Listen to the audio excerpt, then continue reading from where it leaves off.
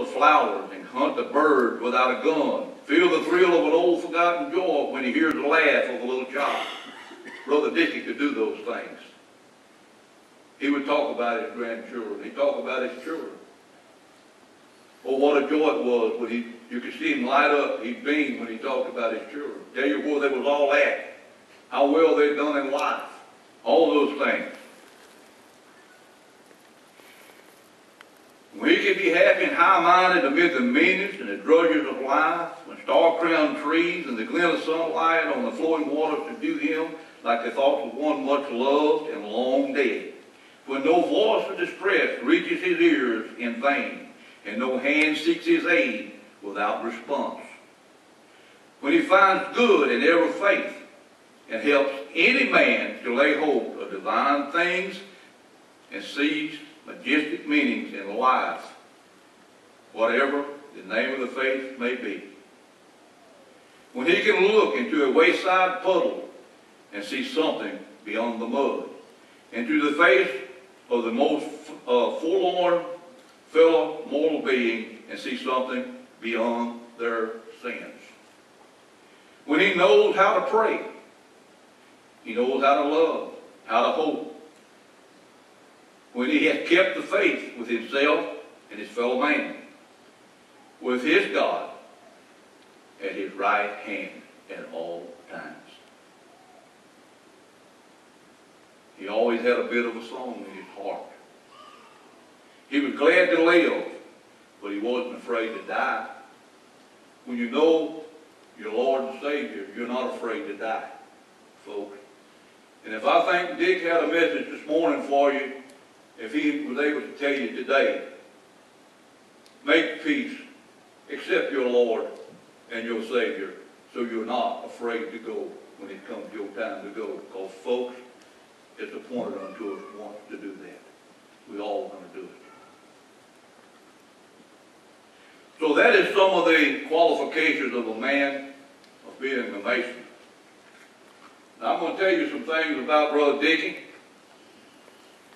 It was a lady in this community one time that it come a hard freeze.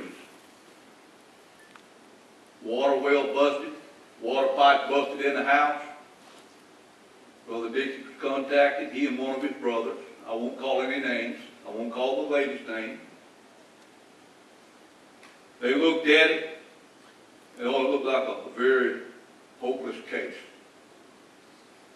Pitiful in cold weather, mud.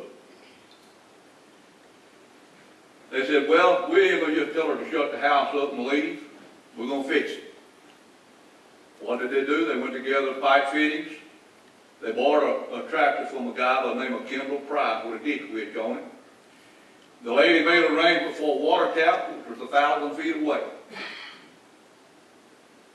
They dug the ditch, laid the pipe, fixed the fittings, fixed the house, you had water. Brother, that's reaching out. That's accepting what you're supposed to do to your fellow man. And when they got through, they said, God put us in this situation so he can receive the honor. He can receive the praise for being able to do that.